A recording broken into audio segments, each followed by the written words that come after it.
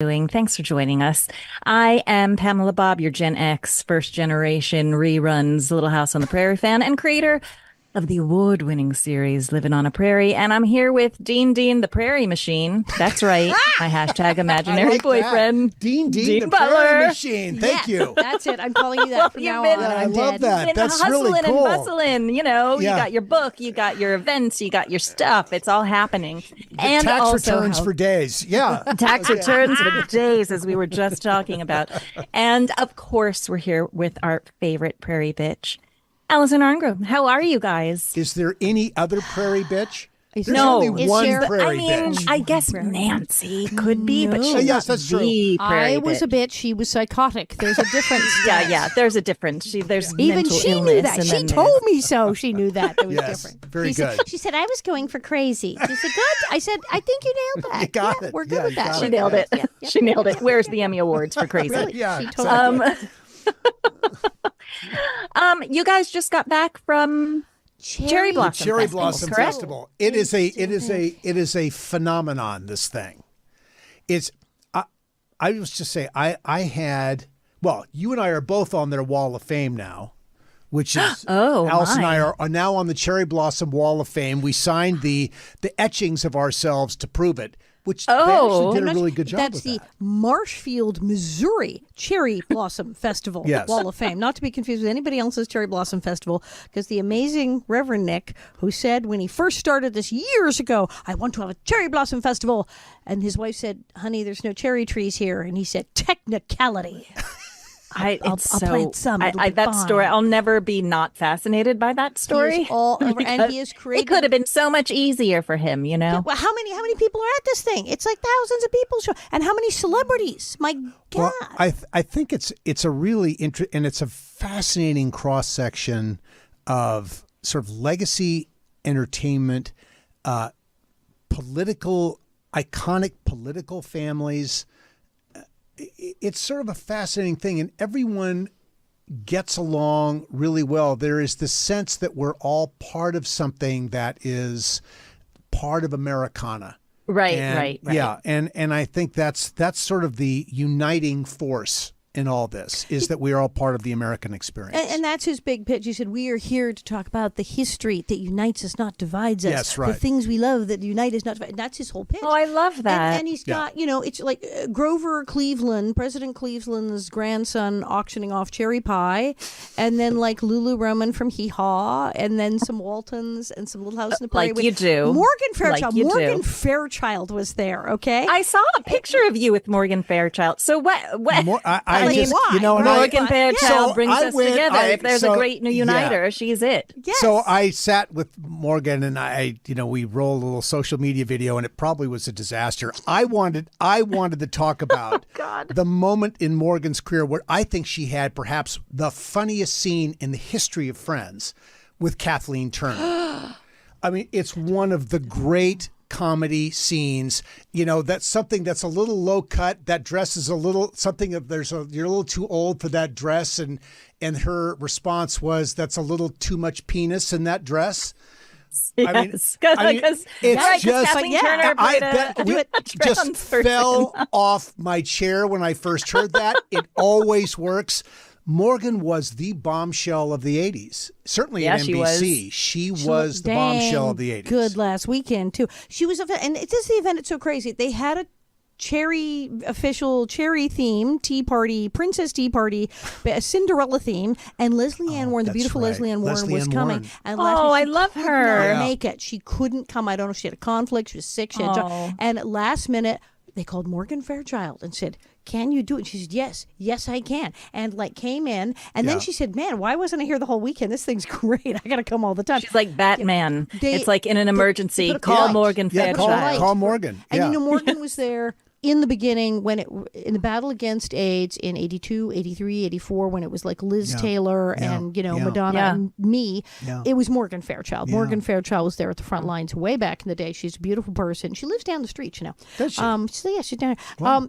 Great person. So you had her, and then you had a Secret Service guy who was there That's at the right. Kennedy assassination. Yes. You had various. What? Yes, they usually have a panel on the Titanic and have researches about that. They had the Dred Scott panel, descendants of people involved in the Supreme No. Court unfortunate Dred Scott decision. Oh my from gosh. both sides, descendants, and they have a panel and work it on out at the Cherry Blossom Festival. And then Whoa. who was the gentleman? He, with his impaired sight, or with his, he had something to do with 9/11. The man who went down 72 flights of stairs blind with his dog at 9/11, yes, and survived, and took a bunch of people down with him too. And was so amazing. he was there. Now, different dog. The dog, obviously, he is a different service dog now. But what a Saved a lovely bunch of guy! people. What a lovely guy! And the dog. I mean, you see service dogs, and they're just these wonderfully trained animals that are so loyal, and it just sort of warms your heart when you see that. But this guy, yeah. So this is the kind of thing that goes everything. on at the Cherry Blossom. I want to know who the booker is. Like, who's the guy with the Rolodex? It's the Reverend Inman. You want to go? You want to What- go? what- Because I can get you in. We can go. Well, at this it's a point, thing. it's sort of like, how could you not want to go? Everybody You've wants to- got Grover Mary- Cleveland and Morgan Fairchild. Mary McDonough of the Waltons talked me into it, and we had Truman. What was Yes, Truman's great grandson? President Truman's grandson. President Truman's was there. grandson, Gosh. and Yeah, his theme was telling stories about first ladies, and so he was talking about crazy stuff his grandma did, and it was Oh my He gosh. told a very inappropriate for the audience story about Jacqueline Kennedy. it was awesome. that I'm not going love to him repeat already. here. But it was good. And you're looking at this saying, what would possess you to tell that story was funny. in front of this audience? It was really funny. And How but was it I'm received? feeling like this guy, he says, if you invite me, and President Truman was known to have a salty vocabulary. Yes, and so his wife and everything. That's Yeah. what he made clear. Hey, my dad, as my grandpa said. Yeah. So anyway, he told this story, and I'm sorry, I'm just not going to attempt to repeat it. But it was very funny and got nervous laughter in this Oh, very no. evangelical crowd. Oh no. And the Reverend Inman looked like he, blanched. He turned white. The Reverend was like yeah. under the table, but there were people at his table sort of snorting and going, "Ha ha!" that that this happened at that dinner, basically. But and then some of his stories were lovely, but it was a whole thing because they're pushing on first Yes. ladies was a theme. They were Yes. doing the First Well, it was Lady. First Ladies' Day, wasn't it? And I mean, it that made was- you certainly think differently about many of your stodgy first ladies. Apparently, not Whether so you like it or stodgy. not. Yeah, yeah. Whether you Said like some to or wild not. stuff when the mood struck them. One of the coolest things that I received at this event, and there are always these gifts. There's a gentleman there, and I don't know Rich's last name, who was the former steward on Air Force One. He just Lamont? retired. There you go. It's Richard Lamont. Richard Lamont. Yes. Oh my God. And it's amazing. Richard We love gave him. me a challenge coin. Do you know challenge coins? Challenge coins are for military people. And it's like when you go to a bar and you're with a bunch of military people, you're supposed to have your challenge coin in your pocket and you tap it on the table and everyone's supposed to produce their coin. And whoever is the lowest ranking challenge coin buys drinks for everyone. everybody. So I received the challenge coin for the President of the United States. There is no challenge coin of a higher rank anywhere than that. And so I have the Joe Biden presidential challenge coin, and I'm going to guard that carefully, and I'm going to whip Yes. that out on my brother and my brother-in-law, who are both Navy flyers, and they're buying. All right, you have me beat. That's I have great. I have a Homeland Security challenge. I have challenge coins. Okay. Shockingly, people. But you're right. You're right. You can't Oh, beat that. can't be You beat. got us all beat. But it's that kind of event where you get challenge coin. And Yeah. he had an auction of things that like things from Air Force One. Yes. It was mind blowing. So you had these kind of things. M&M's from Air Force One. And then you had all these wacky celebrities from every show. Johnny Whitaker from Family Affair was there. Everybody was there. And then all these presidential rally. A lot the Carters. The Carters are always Yes. there. We've Oh always my got God. some I took a Carters. picture with Rosalind Carter's sister, 88-year-old. Oh my gosh. I took a picture with Mary Eisenhower, the granddaughter of President Eisenhower, who bought my picture. I bought our Little House pictures in the auction to contribute Yes. to the foundation. Mary Eisenhower came up behind me and said, "Put your picture back in the queue. I will buy it." And so I bought all 3 pictures for $75. She bought my picture for $350 to contribute Oh, to my contribute to gosh. the foundation. Lovely woman. This is sort of the cool thing that you run into at the Cherry Blossom Festival. These presidential families and really lovely people, so committed to the history of our country, the legacy of their relatives. And regardless, political parties have nothing to do with Nope, this. none of It the- is nope, it is they don't. much more about, it's all about service to the country. And it's very refreshing on that level. So Reverend Inman, like- if you're listening to this, you've done a good job. Rah rah. America. Yeah, man, I want to see that Rolodex you've got. yeah. Oh, because he's got that quite a is Rolodex. wild. Yeah. The woman who played Little Zuzu in Yes. It's a Wonderful Life. Yes. She's a regular 'cause she Zuzu's, lives there. Zuzu's Petals is, she's Petals. always there. She's always there. It really is like the best of Americana, and right? she does Like, sell little bells so you can ring and an angel get its wings. But they've also started another program. They raise money for Zuzu's House for homeless teenagers. Wow. Because yes, cool. it's that P.S. kind of You know, place. Zuzu has been having to stash bells in her pocket her entire life. Yeah. I got Petals bells. and bells. Yeah. Her She's got bells. entire Yeah, entire of life. course. She has And bells. love doing it too. Yeah. I mean, yeah. it's just She's like it's a lovely. really special thing. Oh, how old is she?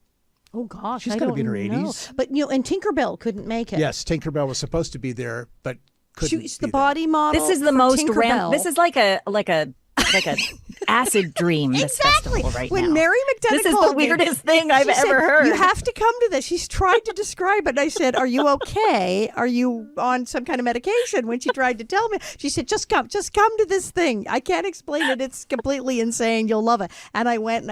I'm coming here every year now. Yes, Great. Yes, I Well, am. you guys we look really didn't see happy her- from the little photos I saw.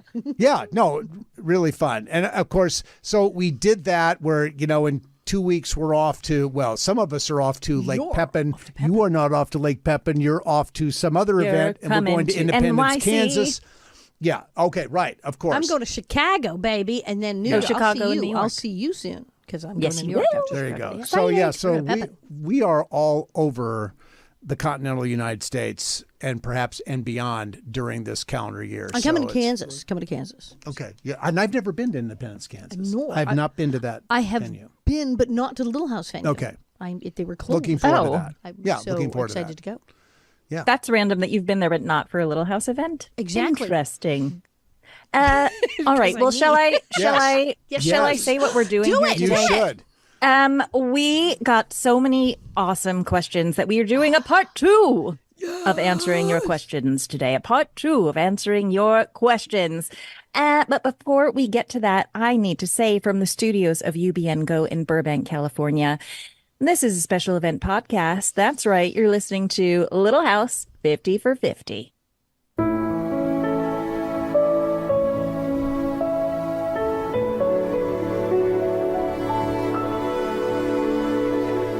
And we're so grateful to Simi Valley. I got to sing it after that for their commitment to present this podcast that celebrates its 50th anniversary year. What a bash this whole year is. Lord, lots of events. It's huge. Allison, who else do we want to thank? Oh, we have a bunch. putting of you people on to the thank. spot. We do know, but I know because there's a bunch of them. First of all, Cozy TV. Hi, you rerun us. We love you, Cozy Hi, TV. Cozy. Road X, good old Modern Prairie. Yes, that's my arch nemesis selling her pantaloons and her dishes. We love her. Price Ford, City of Simi Valley, yay! And Adventist Health of Simi Valley. Lovely people. Thank you all for your support of our Little House 50 for 50 podcast. Yeah. Okay. Are you guys ready for some questions? Yeah, let's Always go. so ready. Yeah. Okay. We're going to start off with a banger. Here we go. Okay. Dean, Obviously, the first kiss in Sweet 16 and Laura and Almanzo getting together was a massive thing in the show, but how did you feel about their relationship later on in the series, like through seasons 8 and 9, for example? And how was it behind the scenes with Melissa once you'd worked together for a few years? And this is from Rena Swarkles. Rena Swarkles? I hope I'm pronouncing it correctly. And to add on to that, Maria Capuro, 19, also asked, will Melissa Gilbert be on the podcast? We hope eventually. All we can do is ask. And I think that Melissa will come on during the year. And it may not be until we get closer to September. I mean, it Sure. might be, that would be the logical time. There's a perhaps. lot going on this summer. It's a busy time. But when Allison and I proposed this podcast idea to her and asked her to be a host, she was very quick to say, a regular contributor to sit basically with us. She just said, I'm not going to be able to do that, but I will guarantee, I will promise you, I will make some appearances. We haven't gotten her to say when she's going to make those appearances. Sure. But we've got all year. She's going to get here. So now in terms of the question, do you need me to repeat anything? No, well, I think what was how did you feel about the relationship later on in the series, like season 8 and 9, and how was it behind the scenes with Melissa once you'd worked together for a few years? Married a while. Yeah, I think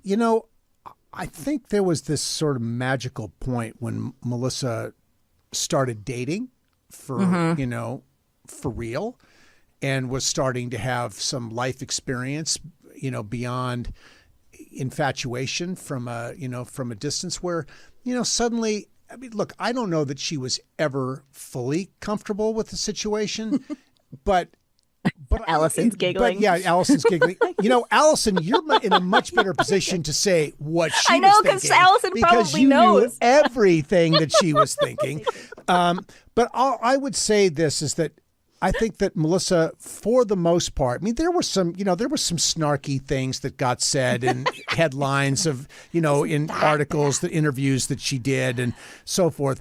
But I think on the whole, we got along fine, and I think we recognized that we were in this together, and we had to step into that, and I think we did. And I would have loved it if we'd been a little closer in age, so that there was maybe a little more common ground between us. But, and I've said this before, but I think the fact that we were this distance in age helped the sweetness factor of the relationship. It kept it sort of this storybook thing that the audience, I think, really wanted. And so in that sense, I think it all worked out really well. But Allison, what do you think? No, she did grow to like you. Oh, she did? Because, she was basically just a little freaked out at the beginning because she was so young. She grew to like me. It sounds like grew to tolerate you. You need a T-shirt of that. That says everything, doesn't it? It grew to like that's you. going in the merch store right now. Yeah, she was freaked out at the beginning because she was 15. She hadn't had like a real boyfriend or gone on a date. And that's so difficult. Absolutely. My God. And so she's like, who is this guy? And if her mom wasn't sitting next to the camera crying, that probably would have helped. Did you see my parents come down there when I kissed the pig farmer? No. Nope. Nobody. I was left to my own devices. So it was weird for her. And then as time went on, and you obviously, I'm sorry, you're just a very lovely, non-threatening, scary person. It's not like, oh, yeah, Dean, he's so scary. No. So it was like, okay, this guy clearly is not some kind of threat. I bet she was God's thinking, sakes. knowing some of her, dating experience later, I bet she was saying to herself, oh, that Dean, I wish he was a little more scary.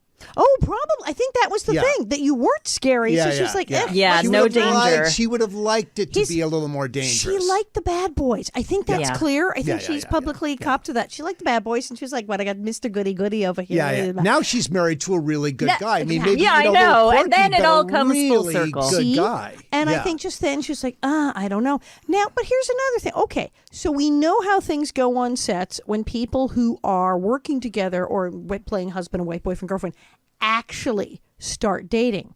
It's a crash and burn nightmare looking for a place to happen, right?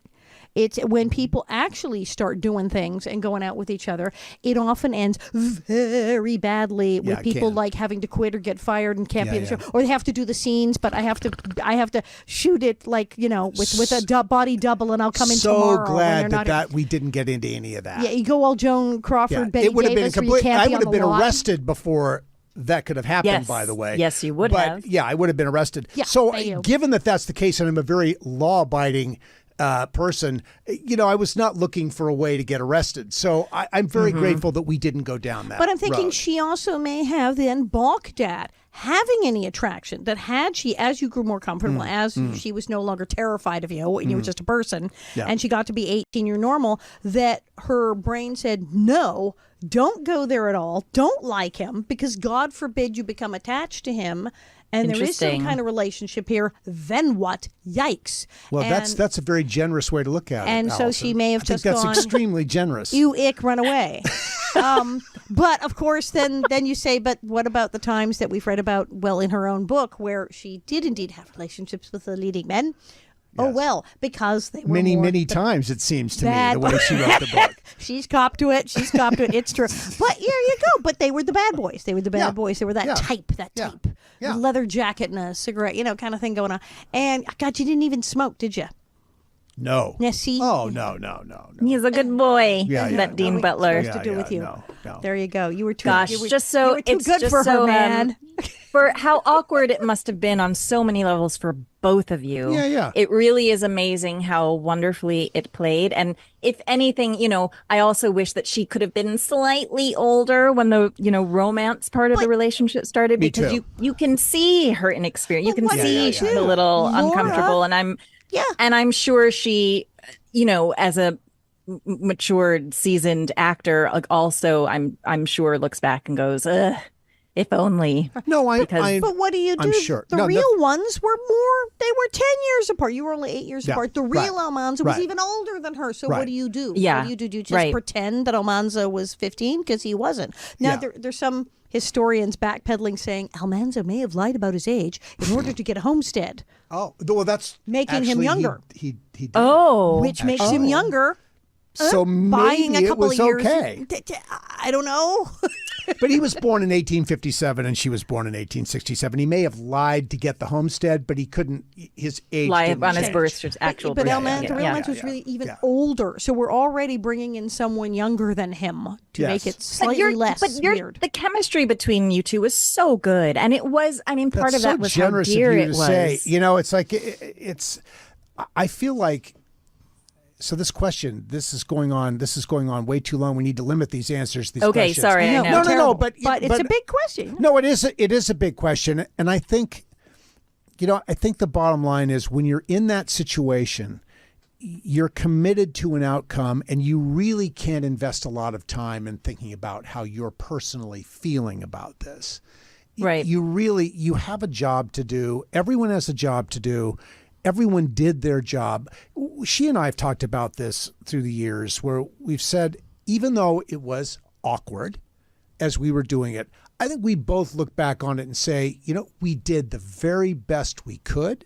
Absolutely. And we gave it our absolute best effort. And I feel good about what we achieved together, and I think she feels good about what we achieved together. So, but we can ask her that when she comes on later. And I think We can as a also ask her married about well, we won't go into. We won't talk about that right maybe. now. But as a married couple growing old, I think you did stick to the Laura and Almanza, because Laura was bossy, and when they got married, they didn't have Obey. They specifically, at Almanza's request, we were striking Obey from the vows. Actually, it was at her request. And Almanza said reassures her in the books, don't Yes. worry, the Reverend doesn't believe in that Obey stuff Right. either. We won't do that. So they Right. were very forward thinking. I And- agree. I and love that about Almanza the relationship, by the way. Absolutely took Yeah. Laura's advice and went, well, Laura says we're doing this. I mean, that was a thing. So that was, and you guys had that. A lot of respect for her. Yeah, I mean, as an actor, Melissa was, in a world of vast experience as an actor,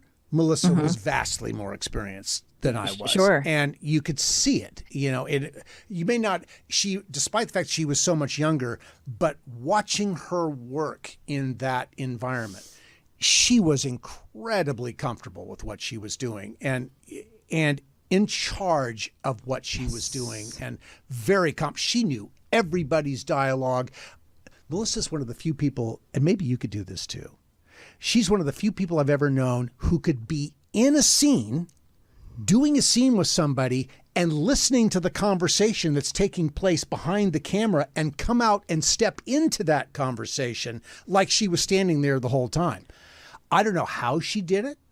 I don't know how she could split her focus that way, but she could do both. When you're running the joint since you're 9, you have to. It's like being the king. It's like, I need to be able to hear all the conversations. Yeah, Of and course, she did. I need to know. She knew everything. All right, next question. Yes, yeah. Okay, Allison, this is Okay. the burning question Oh, that no. everyone is dying Now to I'm know. scared. Oh, dear. What? Allison, how was it like?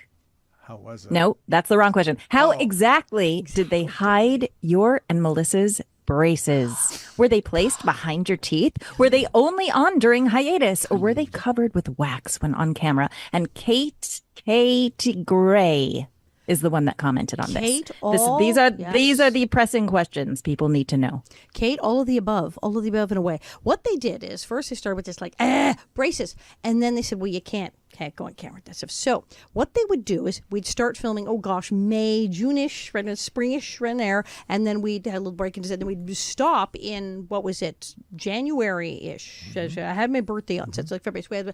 So when it would stop, they took them off, they hit right across here, were removed. The brackets were removed. Which meant that the wires were still in brackets going back on this side and on the lower. Because, hey, I didn't smile that much, and you won't see your lower teeth that much. The lowers were there. This, of course, meant it slowed the process down so that we had the horrifying headgear. And if you have had braces, you remember power chain. Ow, ow, ow, ow, ow, ow. What is power chain? Power chain are these like rubber bands on steroids, Okay. and you hook one here and then you hook it all the way back here, and it hurts like bejesus. I had And, yeah. all of the above. I had the headgear too. I had all of it. And then we had wax.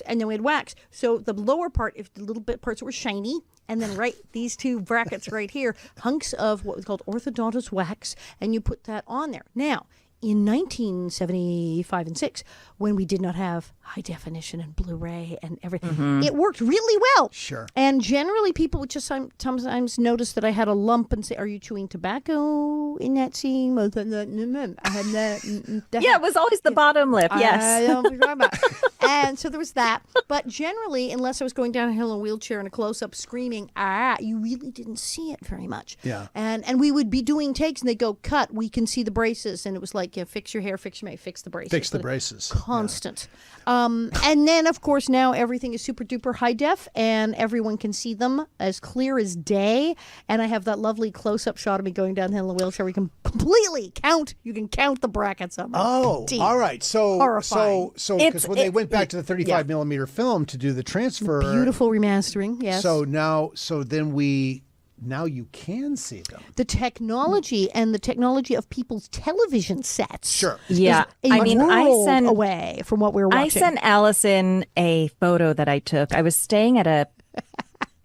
working somewhere and I was staying at a really nice bed and breakfast, and I had a really beautiful, like, high def TV in my room, and I turned it on and there was Little House on the Prairie, and I went, oh no, because Little House on the Prairie should not be watched on a big high def television because you see everything. Just, you see the makeup. I mean, you see the little hairs on their mustache. When you our see faces the broke out. kids. The You see the acne. I'm acne. sorry, You the saw acne. Allison's mustache? Yes, Is that what you're saying? everyone's. I sent her a picture, Yes. like, girl, they're Seriously. doing you wrong. And I'm blonde. No, I am. I'm blonde you of saw a little Scottish mustache extraction. fuzz. We don't even have that much hair, and you could see it. And then No, you saw everything. And then my face would break out. Wow. The acne, and the makeup artists were geniuses at Sure. covering any of the Sure. teenage acne, which clearly Yeah. was an issue on Little House Of of course. Kids. Not on high def TV. High def, you can like see the pimple and the makeup that is used to cover it, like the brush strokes. It's and you can see if there's a gap in the makeup near your ear. You can see any facial hair, any facial scar, Yeah. blip,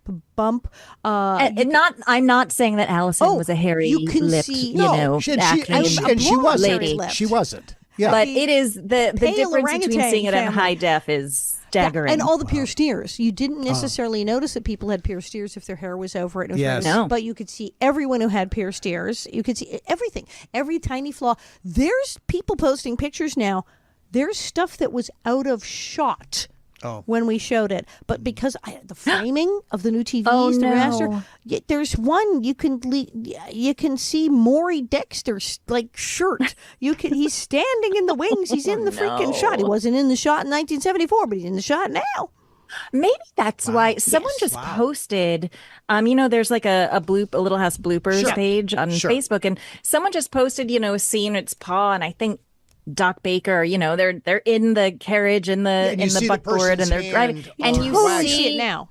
And you see a hand in the bottom right of the screen rocking. But, and I wonder whether that's because now it's on high def. It's a wider framing. There's something about the framing because there's stuff that was out of shot. There's no title safe anymore. It's full frame. So on the 4:3 television, there was a section that was, and you framed for this. You knew what was out. So they never would have allowed. But now when you take that away, now we're full frame. So those things on the very edges of the frame can show up. I would have think that they would have, in the process, just done a little push, like push 10% and get inside that. You could do a cut and a cut and push in, but maybe they didn't do that. And how many times when we're filming, we had a crew member, someone who's doing something, and they go, am I good? Am I in shot? Yes. 3 inches more. Hey, man, you're good. You're out of the shot. And they were right there. They were right there. Wow. But they just said, just go to, you're out of shot. You're clear. You're clear. And they'd look through the camera and go, you're clear. Not clear now. Oh, no. So it's giving away all the secrets. Yeah.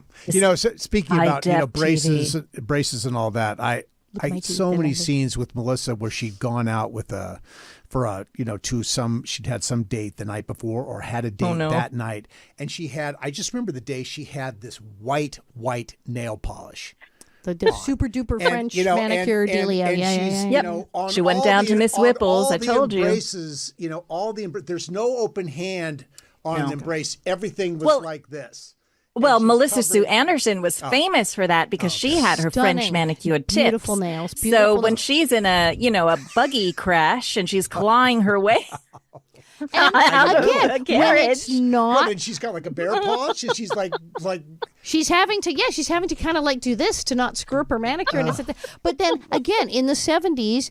Was it as noticeable? No. You just kind of went over nails. Now it's like flamingly obvious, whereas you might have not even noticed in the 70s. And also, let's face it, like there was a suspension of disbelief. This was not authentic prairie living in Walnut Grove. So, the women had some blush and little mascara. No. This was absolutely authentic. Season 9 eyeliner. I'm claiming it right now. It was very 1980s, not 1880s. And I'm here for it. I'm not complaining about it. I just want to go on record. I want to go record right now. I did not have pierced ears on the show. I did not get my ears pierced until I was 21. Yes. I did not have acrylic nails or even painted nails on the show because when I would go out to the Mask or Madame Wong's or down to and see bands and go see the Dead Boys and whoever else in the Clash and paint my nails electric blue and pitch black. Yeah, black. A lot.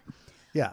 Sunday night, I got the cotton balls and the nail polish remover, and I made sure that was off. You were a professional. I did not get my ears pierced, and I did not have acrylic She is nails, a pro. and I She's a no pro. nail polish She was a pro. Well, Miss Whipple didn't get it. This is what separates Allison from the crowd. I was kind of method. I was like, no, this is what I'm doing, man. I'm in the 1800s. It's just wild to me, though, that Michael Landon was like, what are you doing showing on set with a broken French tip nail? It does surprise me that's crazy. Yeah. Or they didn't like grab some polish and paint him over flesh tone or something. Yes, so it's crazy. Maybe he just maybe he liked the women looking pretty. Maybe it didn't bother him. I don't think he would have seen it, but I think he also trusted. Look, he and Melissa were, joined at the hip. Yeah. And when she said she would cover up so that no one would see it, that's what she did, and no one saw it. But you knew it was there if you were there. And it's like, oh, come on, what are you doing? Why do we have? But she made it work. She made it work, and Michael was all about. He adored her, and that she could do. I've told the story where Michael came up to me at one point and said, and he was very matter of fact about it. If there's ever a question about who wants to do what here, if it's between you and Melissa, she wins 100% of the time. Just letting you know that right up front. And it's like, there was no. Melissa had the green light to call it the way she wanted to do it. She'd earned that. She's Laura Ingalls Wilder, man. What are you going to do? Yeah, exactly. exactly. And next question. Yes, yes. Okay, next question. This again, two people asked similar questions. So Okay. here we go. Featherframe wants to know, Dean, when Charles punches you in the face when you open the door and go flying over the table, that was you, no stunt double. How Right. many times did you have to do that take? Once, and once. Maria Thank God. Okay. _ commented, no, sorry, Maria. I'll ask yours next. Not Maria. Sirving11 said, I assume Dean didn't actually fall through the roof when Laura announced she was pregnant. Was it a dummy or how did that scene work? So we need Hell. Yeah, two answers. two answers for two physical Stunt questions. related. Right. So the first one, yes, I did go over the table. That was me. There was no stunt double. When it came to the, and by the way, that was like really a fun moment for me to do that. It's a very dramatic fall. Yeah, and well, on the punch. And Michael was very complimentary of my willingness to go over the table and do all that. He really liked that. That showed him something about my willingness. It's really good. So that worked well. On the jump for the on the roof.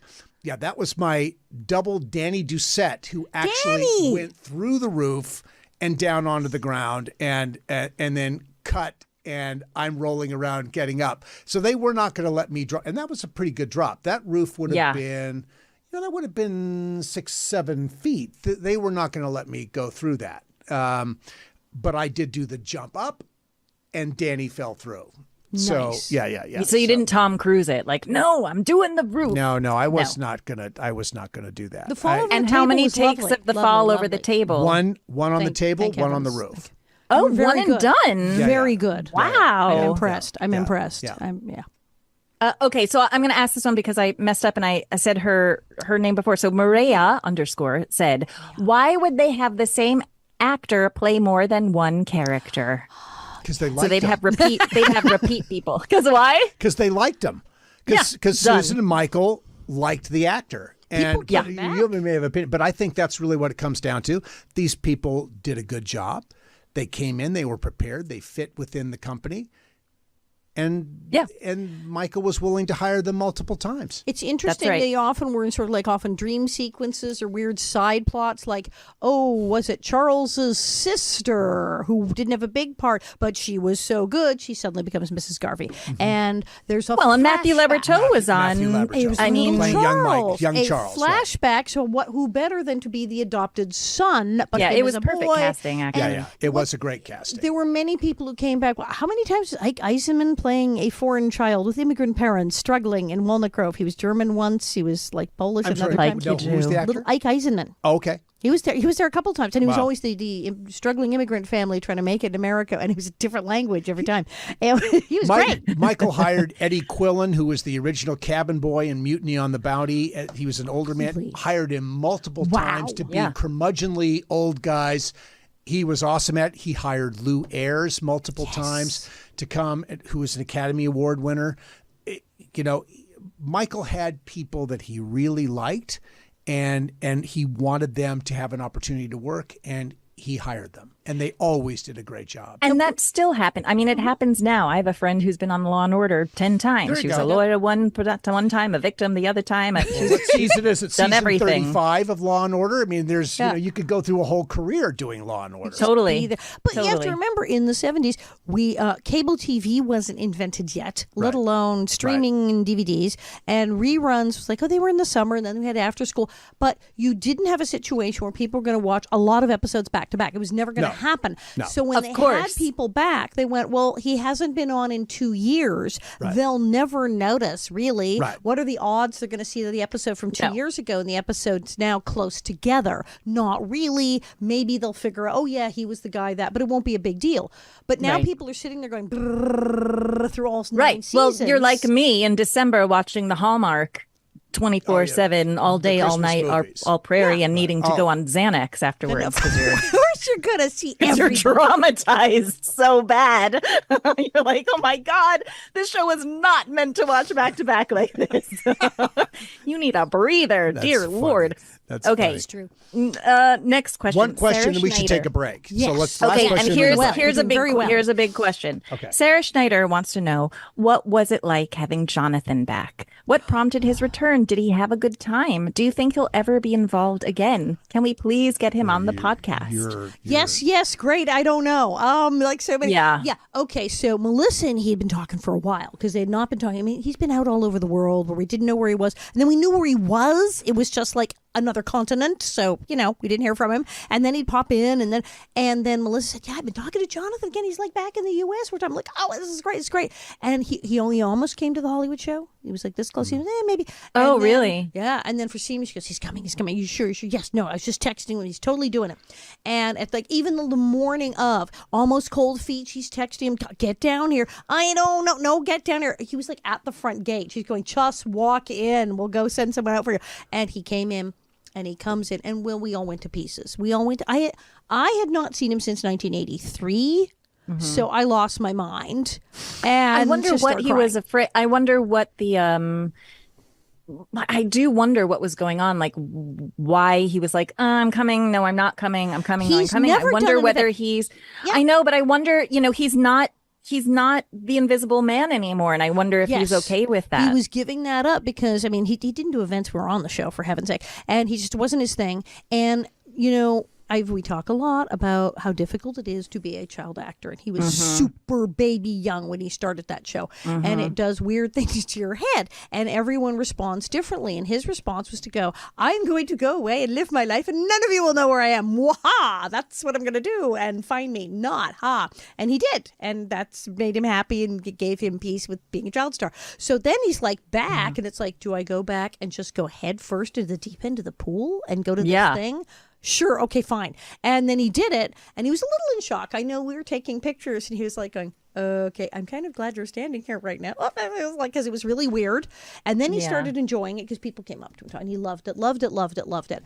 What did he say? What he said something really lovely at the end. I know Yes. it got you emotionally. I was as dead. you Oh my heard it. gosh, it was insane what he said. Pamela, were you Yeah. running that? Were you Yeah, running that was me. down? And Okay. and again, I was not going to ask him like, "Hey, where have you been for 35 years?" I wasn't going to do it, but someone in the audience asked, and it was the Where you last been? card in my pile of Q&As, and I thought, well, I'm going to say it. It's not coming from me. It's coming from the audience. Throw the audience under the bus, not me. And his answer was just, and by the way, this clip of him talking about this has gone totally viral. It's insane. It's beautiful. But no, he just, he talked about how he's been traveling the world and he has been on a spiritual journey and he's learned from great masters and he lived in New Masters, York yep. for a little and he's been sort of trying. I'm paraphrasing, but he said, he's been for the past 30 years, he's been trying to figure out how to live. Yes, to And what learn he how to live, realized, yes. yeah. And what he realized that weekend was that he never felt more alive than when he was with these people and doing this show. And that he realized that weekend that he had really come home. And that was just Allison. I saw the I'm gonna breath cry leave now. Allison's body. And and it was truly like a time stopped in that moment. The whole audience. I mean, it was Yeah. just like the energy completely shifted for the 1,000 Yeah. people that were in the crowd and for us on that stage. And it was a stupendous moment. But will he come back? I have no idea. None I of don't us blame know. him for taking. I would take a breather after that. Yeah, he'd never done anything like that. And then he shows up at a thing with 18,000 people. I'm not quite sure if he's hiding under a desk. It was his birthday we don't the other know. day. I texted him. He did answer, so he's still breathing. He's still Nice. with us. Nice. But Nice. I would not blame him if he was going to say, "I'll just stay under my bed for another thing." I don't know. He enjoyed it, but it was also overwhelming and crazy. I don't know what because he's Jonathan and he never lets us know what he's going to do next. Well, That is it's not so changed. interesting that he's disappeared, but then he gets dressed in willy drag and does a photo shoot. was You know what I that? mean? What So was it's sort of like, that what's even? going on? Yeah, he I don't bought even in know what all the happened. way. I mean, but at the end, with those wonderful pictures that were So taken of the amazing. two of you and him standing in the corner of the schoolhouse and all that. He had socks. He bought in all the way by the end of the weekend. Yeah. It was But pretty he had cool. to have planned that he was going to do that because he had the socks. He had put a picture. And he had the costume. I mean, it was like tailor made. I know. craziness. Yeah, It's craziness. thought went into that one. So, we don't know. Obviously, we would love him Sure. to come on the podcast. Sure. But, That would be awesome. And we extend Jonathan, an if you're listening, you invitation. have an open invitation to come and tell your story, and we would love to hear it. It's not live. We had it. It's okay. I'll be here. It's not live. Just saying, man. You can come in prairie drag or not in prairie That drag. would be awesome. Totally up to you. Yeah, we'll all come in prairie drag if he wants to come and do it that way.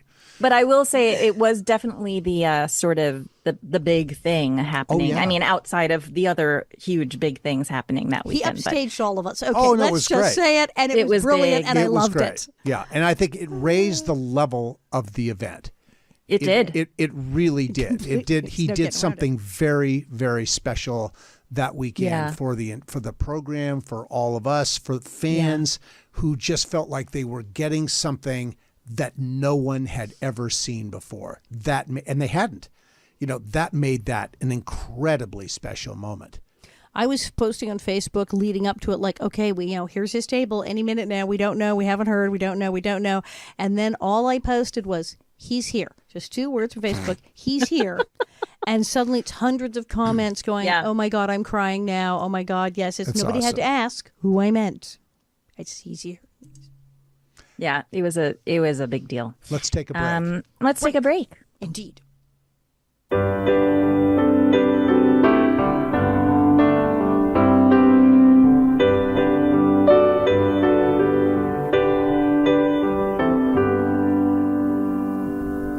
When you visit Simi Valley, California, you are stepping into the pages of history. Go from the pioneers to the presidents. Explore beautiful wildflowers, hike through iconic Hollywood locations, and end your day aboard the actual Air Force One at the Ronald Reagan Presidential Library and Museum. Less than 15 minutes from Los Angeles and 30 minutes from Universal Studios, Simi Valley has small-town charm with big-time history. Go to visitsimivalley.com for more information.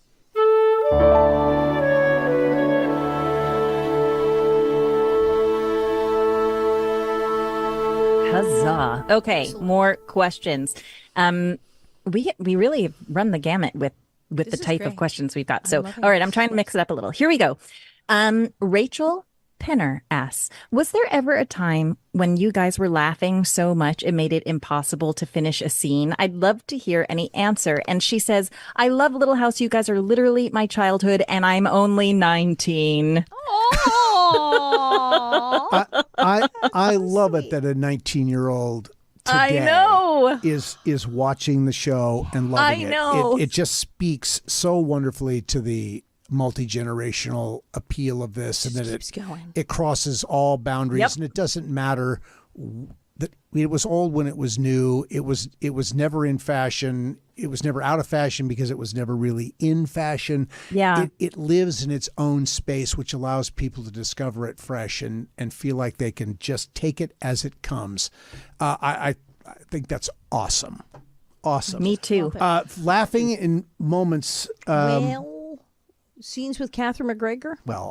Catherine was always just a riot. I can't do interviews. There's no conversation I have about Little House that doesn't wind its way to Catherine McGregor and her contribution to the program, which was just so huge.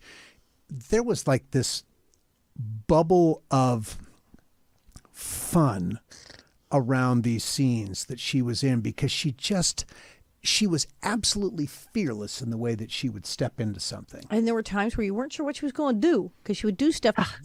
That's the best, though. It's great. Catherine and I, it was very Carol Burnett, Harvey Korman, Tim Conway stuff would happen, and we All at would the same time. lose She could be all three of our those marbles. people at one yes, time. exactly. And Totally. she would do things in a scene where, because she would say, I want a prop. I feel comfort. I want a prop. I want a thing. I want an apple. I want a dish rag, whatever. She'd have something in her hands and she'd worry. So you never quite know what she was going to do with it. And depending on the scene, you'd be talking to her and she would suddenly take that apple and in your face, take a big bite of it, just go hum, hum, hum, like at you. And you didn't know that was going to happen. And then you just, she would, and then I got her But her it's several little stuff times. like that too, though, that made her character so human. As as big and crazy as it Totally. was also so human. She Totally. did a thing. You could see this woman biting an apple in your That's right. face, She and it was real. I mean, completely believable. She also did a thing, and it worked in scene, but it's a thing that normally in acting class they say, oh my God, never ever do this. What a horrible thing to do on camera or to the other actor. Don't ever do this. Of course, she did it all the time, but it worked because that woman, Mrs. Olsen, would have done it. So don't repeat back the other person's line and imitate it at them. Oh, It's considered quite rude. Like, mother, I love the pig farmer guy. And I love the pig farmer guy. And then, like, say her line. Yeah, you're not supposed to do that.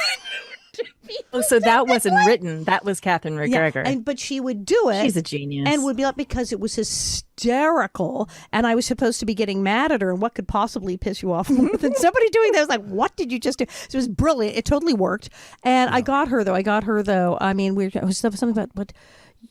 Oh my God, would you want to end up with a rabbi on your hands? The whole Jewish baby thing. It was just out of control, the stuff we said.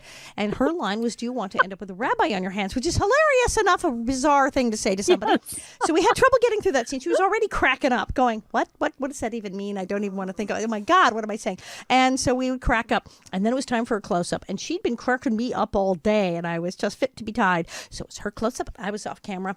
And she said, do you want to end up with a rabbi on your hands? And I just went, like, wipe my hands off on my pants. And that was it. She was down, finished, gone, hysterical, ruined. Yeah, and no, she was very special. And, and Michael at the end of scenes, like he would never blow up the middle of a scene because he was so focused on getting through the material. Yeah, getting her done. But he would improvise at the end of a scene when he knew he was clear. And, he'd gotten it done. Everything was good. And then he would riff for a moment about something. But it was always or quick one-liner thing that would button a scene with a really big laugh.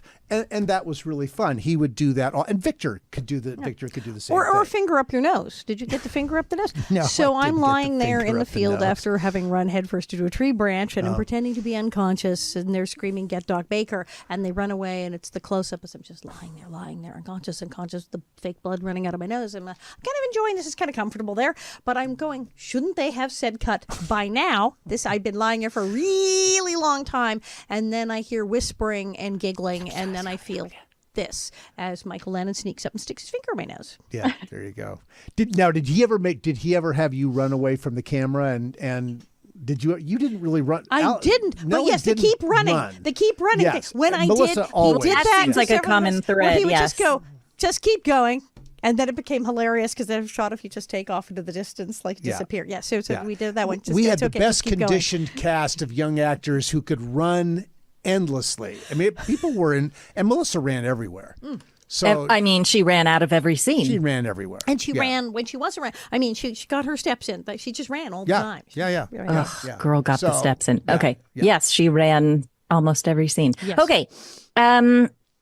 Rena Swarkles. What a good name. Rena Swarkles wants to know, Allison, what storylines would you have liked to see Nellie have if you had stayed on the show? Do you wish there when they blew up the town? And what do you think Nellie's reaction would have been? Were you pleased with the restaurant storyline, or were you disappointed to not be in the schoolhouse? I love the restaurant storyline. I loved having a restaurant, and I thought it was very funny that in real life I can cook. I'm very good. I love cooking, and that I was playing someone who could not cook to save their lives. I thought it was And had hysterical. no interest in and cooking. nor did Right. she like cooking to Yes, do the right. riot. I think so much more could have gone on with Nellie and Percival, obviously, if we'd stayed. Once I got nice, it was like they weren't quite sure, now what do we do? Sure. We have another nice lady. What do we have another nice Yeah, lady? And right, I remember the Right. last... Well, there was Nancy to sort of be, be the before devil. she The bad came, girl. was the thing. She only came after I left. Right before I left, I noticed that my last couple of scenes involved saying 2 more lamb stews and would you like coffee? And I went, now, come on now. Why have me in? Just leave me out of this episode then. And I would have liked to seen if it had gone on, perhaps Nellie have sort of a relapse. something Yes. go wrong. Oh, yeah. And she Yes. just starts having mood swings, and Percival tries to calm her down. And Yeah, Doc Nellie gets a Baker- hormone yeah. imbalance. No, Doc Baker has That would have Reverend been Alden fun. have to step in. That would have been and things just appropriate. get nutty again. Yeah, no, that'd be good. And That then would be coming good. down. Yeah, because one of my favorite episodes is where I got to do both, where I'm only nice when Percival's in the room, which I would have kept that up for several episodes easily, where I would be saying, yes, dear, yes, of course, and then turn around and go, coming right up, and throw things. I liked that. I would do that all day. Yeah. So yes, I would have liked to have had more fun. They stopped letting her have quite as much fun. The twins, of course. Oh my God, we had the babies. We had fun, and then they kind of went, well, now we've done that. And that's why I kind of felt towards the end. I was like, I'm not doing anything. Oh dear. So I would have liked a little more excitement. Maybe we could have had another kid. Maybe the kids are getting older. The parents show up again, and we have to question how we're raising the children, Jewish or Gentile. Anything. These are the challenges. These are the challenges that a long run series faces. Yeah, of course. It goes that long. How do you keep this going? I think that's a huge. Clearly, that's been the challenge that has driven long-term series forever. I was a child on the show. Yeah, but they were writing for a 12-year-old, and then I become an adult and everything, and then I married, and then I have kids, and of course the writers were exhausted. They were like, now what? And so what do you do? That is the hard part. So I'd have loved to have seen a little more excitement, I think, if it had gone on. And, and then if we did move away, hey, do an episode where Percival and Nellie go to New York and go to that New York street and do Nellie and Percival at their shop in New York. What a scream. Sure. And, Spin-off. Cool. I would do that. I smell a spinoff. Yeah, it's all about all that. There's such a fine line dynamic. It's where the rights are. Of course. The rights that allow that that enable the show to be done are those rights are emanate from what's on the pages of the books. That becomes a real question creatively as to how far you can, as long as you're in the realm of what was the overarching story of the books, there are things that you can do. But when you leave completely, utterly, because then Nellie that becomes more challenging. appears in Desmet, and then then not, and then she's just gone, and then really she's in Oregon marrying Henry Curry and having 3 children. But there you go. But yeah, with the who knew? So Do you wish you could have been there when they blew up the town? Kind of, because it was a very moving episode. I know there's cast members like Charlotte who said, I will never watch that thing. It's too much. And the people who have watched it found it absolutely traumatizing. I will admit, the very, very first time I watched it, I giggled because it's when the first place, they blew up the blind school first, right? Which was enormous. And the first thing they blew up, they put, a lot of explosives in it. Oh, yeah. They hadn't quite calculated how much it would take. So they just said, let's put it all in. And you can see the board sailing, flipping over right at the camera, and then they cut, and you go, I wonder what happened there. That hit the camera. That's when they all screamed and ran away, and it hit the camera, and they went, don't put that much dynamite in next time. And then you see the other explosions are far more controlled. And something about the chaos of it, which I think was attractive to Michael too. He did like blowing things up. The chaos and insanity of it, of seeing the blind school clearly go up and clearly a not controlled explosion. I went, whoa, well, this is interesting. I'll watch this. I like that. I would have loved to have pushed a plunger, but I also think it would have been very moving because it is the place we grew up. Was our town. It was our home. And I saw how everyone who was there, nobody was acting. Everyone was really sobbing. And I think I absolutely would have wept to see the restaurant fall apart. I'd gone to pieces. Yeah. So yes, I would have loved to have been, that'd have been, sure. That'd have been great. No one had to tell anybody what to do on that day. It was all pretty self-evident what you were going to do, because you just felt it. You looked around, the smoke's rising from. So, I think we've said this before, but the explosions happened on one day, and we saw the explosions when we pushed the plungers in terms of the character sees, but the explosions happened on another day. And the aftermath of the smoke rising from the ruins happened on a third day. But to show up on set and see the rubble, of the place yes, you just awful. spent your that was entire tough. adolescence. Yeah, that was holy tough. jeez. Yeah, I can only imagine how Melissa and anybody who had been, and crew members who had been there from day one. That would have been pretty wild. Well, I would have gone bonkers because one time years ago, Bob and I were in See Me, taking friends up to See Me, and Bob actually found it. There were some vestiges of the rope on the tree by the school that had held the swing. Oh, it was beaten up. Part of it was burned and blackened from one of the fires that had swept through quickly. But by God, he found it. Oh, I don't know how long I cried and threw a fit. It was fantastic. I was like, oh my God, you found the swing. Yeah. So yeah, I mean, I absolutely would. But then you get into the whole alternative universe thing where what if I'd stayed? Obviously the usual Hollywood things of how much were they paying and how much time off were they agreeing to give me versus not, and why people leave shows, and people go, hey, I just turned 18, I can do other things. Oh my God, my career, I should do other. All those things were on the table and discussed ad nauseum by my team and everything. What do we do? Do we go? Do we stay? Do we stay? Do we go? But now, of course, if they'd said it'll only be 2 years, I'd probably gone, of course. But they were asking for some insane number of Miss Kitty from Gunsmoke years. It was going to be decades. And so if it had been only 2 years, and had I stayed, well, I would have gotten those other 2 years in, and it would have been fascinating. And then you become the question, had Nellie stayed to interact with Laura, would it have gone on for more than 2 years? And that it's just the whole step on a butterfly, kill all the dinosaurs. What does this mean? How do you, change time? I don't know. No, we really, these things happen the way they happen. I think the program was ready to end. I think we had run the course. We had essentially exhausted the books. Yes. And it was just time. I think, look, as much as those of us whose positions on the call sheet rose dramatically in season 9 after Michael and Karen and children, that was all wonderful for us. But Little House was that family. Yeah. You can put different people in that, and lovely actors and wonderful stories, but you can't replace Michael. There's just no replacement for that. There's an iconic presence, and that he and Karen together were amazing, and it was just time. I think he recognized that he had said everything that he needed to say on the, with the series. I mean, when you start doing For the Love of Blanche.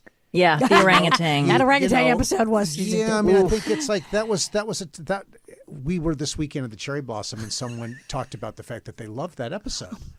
And I had to say, not me. Not so much. Not so much, Blanche. Yeah. But there are people who love that episode. Yeah, it's so weird. Of course. It's like the there are people who love weirdest every episode.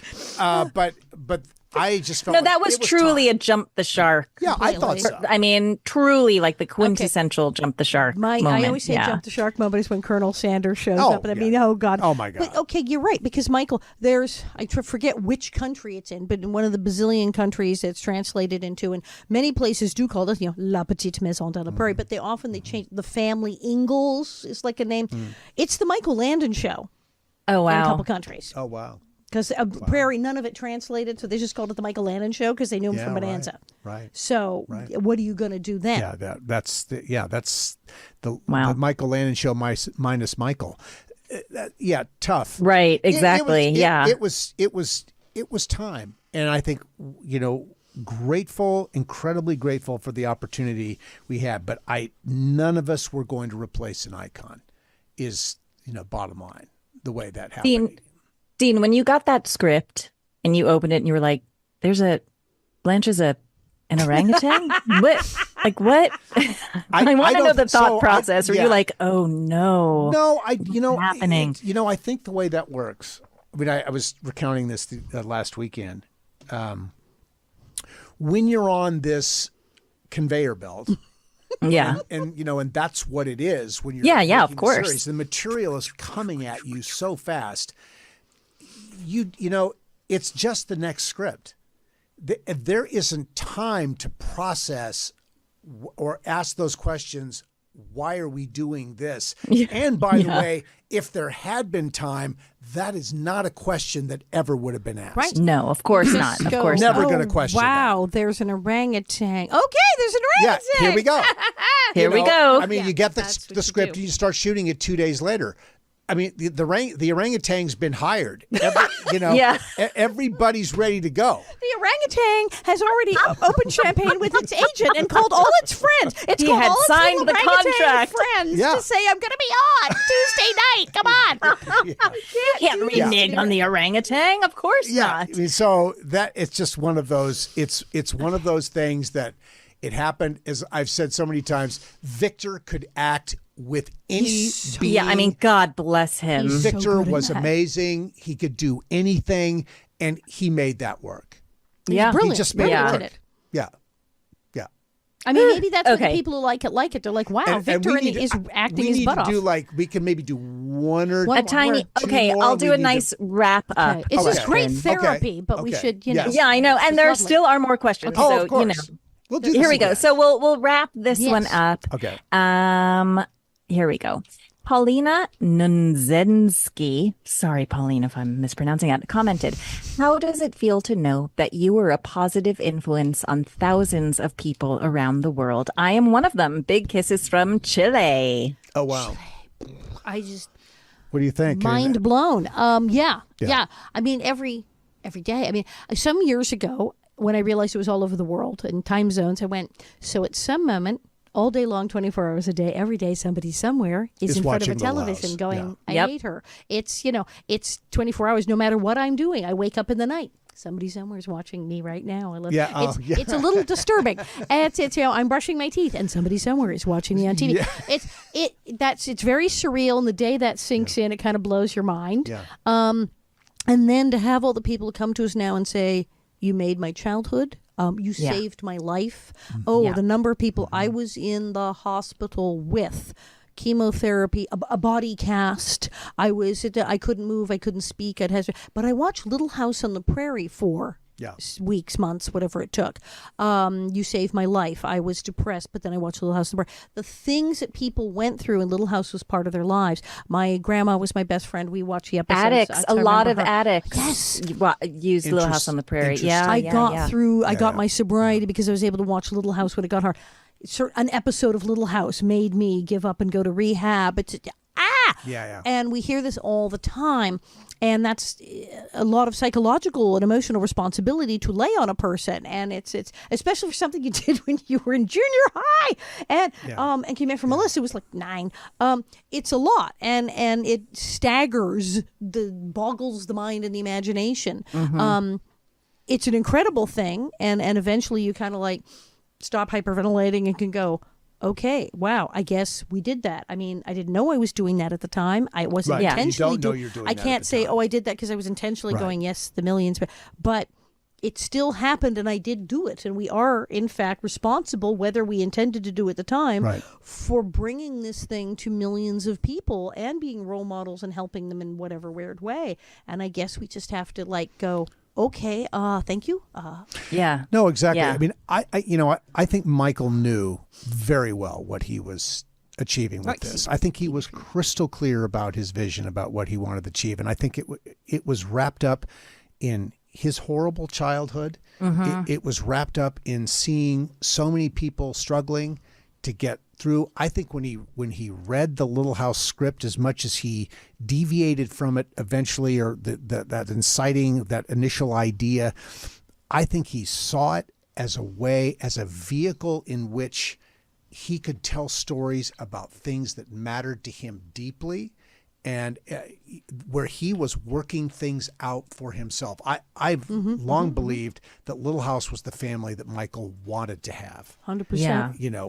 And I think he built his own beautiful family, and he did all that. But I think if he's flashing back to his youth, this is the family and the relationship with his parents, that he wanted to create that to replace something that he didn't have when he was a youngster. And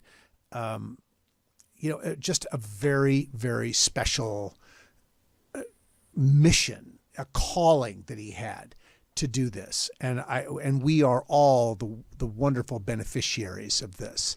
We got to be his players in these stories that were so important to him to tell. I mean, maybe, for the love of Blanche aside. We don't know what childhood trauma he was. Yeah, I working have out. no Maybe? idea about that. That could be a thing. No He's idea working about out that, something, clearly. but this was, when you look at the really beautiful episodes in the series, and there are so many of them that touch the heartstrings in a way that is just primal. Yeah. You just know that this was really, really important to him, and he knew exactly what he was doing. The mixed religion household with Percival, and that was his parents. His father was Jewish and his mother was, and they fought bitterly about this. And so absolutely all these things were there. And he knew also, because he'd been on Bonanza for 8 bazillion years, he knew Bonanza went all over the world. And he was a kid when he started Bonanza. He was very young, but he saw Bonanza go all over the world. He met people from all these other countries saying, I love your show. Oh, the family, that man and his 4 sons, it's like me and my kids. So he went, oh, hey, wait a minute. There's a thing that happens here. He knew. He knew there was a thing that could happen. Yeah, I think when he read it, I think he, the fact that, that sort of origin story goes that, that Ed Friendly sent his daughter Brooke up to Tower Road with the script on a Sunday morning and put it in Michael's mailbox. And on Sunday afternoon, the phone rang in the Friendly house, and it was Michael on the phone saying emphatically he wanted to come down and sit with Ed and talk about this. He got it right away. I think it was just very, very clear to him what he would do with this if he got his hand on it. So not only did he want to direct it, but he wanted to star in it too. And wow, what a gift for all of us to have gotten to be a part of that with him.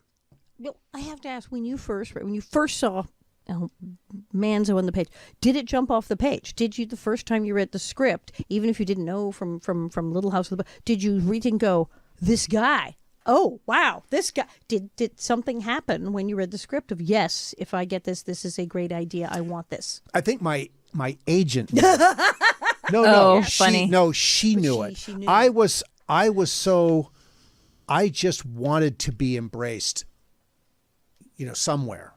And I think, parts find actors. Actors don't find it's like the right person eventually walks in the door. Allison walked in the door and delivered that speech. Yeah. And it was crystal clear. This is the only person that's going to play this part.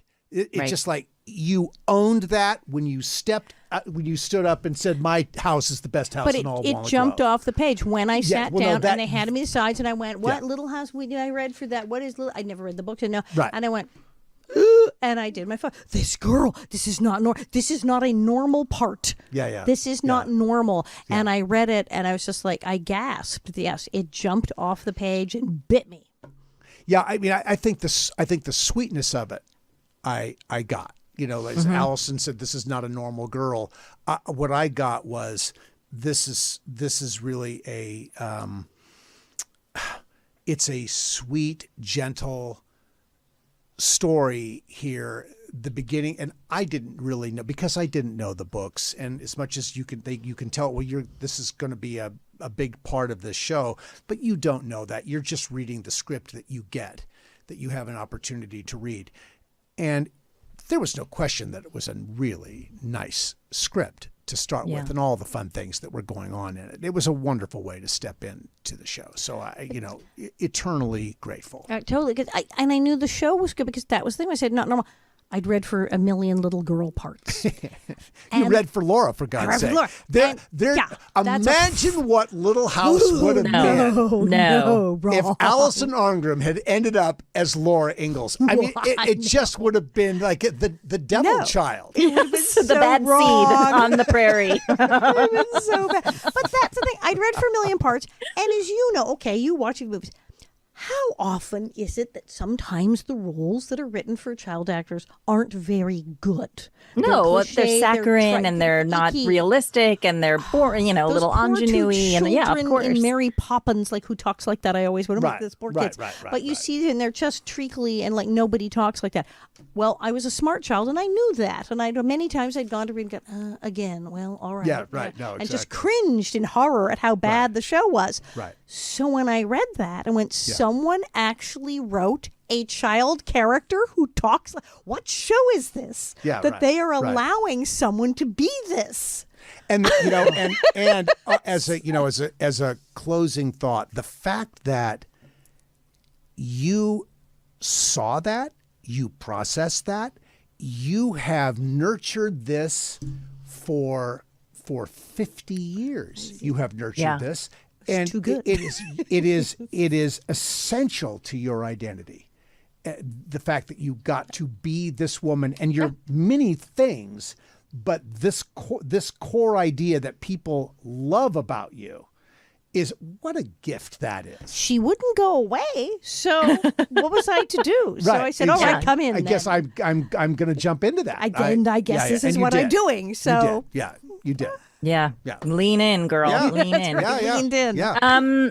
This was awesome. You guys, your questions are always so crazy. great. I try to get to all of them. Please forgive me if I don't respond to all of them, but know that I am reading them and I am looking at them. We will be doing more Q&As, I'm sure.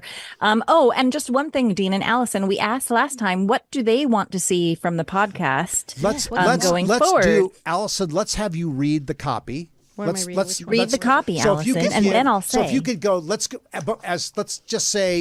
us. Let's go to a break. And let Allison read the copy, and we'll button it with the things, the other Great. sponsors, and then let's come back to that. And Okay. very quick, we're looking for like a minute to Yep. get out. No, definitely. Okay. Definitely. I can Okay. list it as 4 things. Yeah, here we go. We'll be right back with your responses right after this.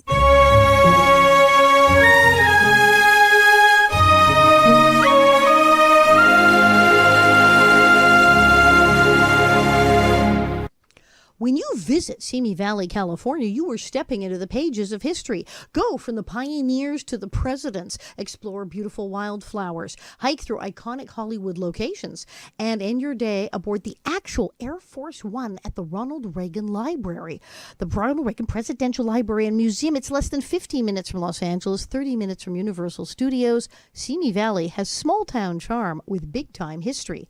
Go to visitsimivalley.com for more information. We also want to thank Alexander GMC of Simi Valley, Golden State Water Company, Marketingscape, Strathern Historical Society, WM, formerly Waste Management, and Vista at Simi Valley Assisted Living. Thank you all for your support of the 50 for 50 podcast.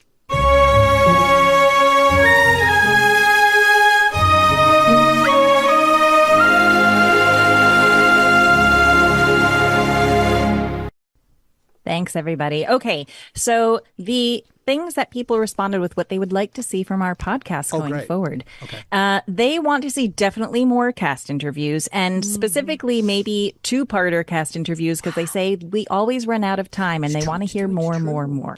Also, a lot of people want to hear from crew members. Yes. They really want to hear from crew and that aspect of the production. They also said definitely specific episode deep dives. They agree that they thought that maybe chronological order would be good. But either a we're not going to do every episode, but definitely episode deep dives, episode recaps, and behind the scene stories. So Okay. I think sort of a continuation of what we're doing. Let's get a few crew people in here if we can. Yeah, we can. We can. Good. Do And, that. and we will. By And we golly. will. Run for the exit. Boop-a-da-boo. All right, everybody. Thank you for joining us this week. We will be back next week. You can check us out on all of our socials, Little House 50 Podcast, and our website, www.littlehouse50podcast.com. You can link up with us that way. And again, keep those questions and comments coming. We love hearing from you. Like and subscribe. And, the podcast is getting going. We're having some exciting stuff coming up soon that we'll be really excited to announce to you guys. So stay tuned. Bob, get the wig. And we're flying now. We're flying.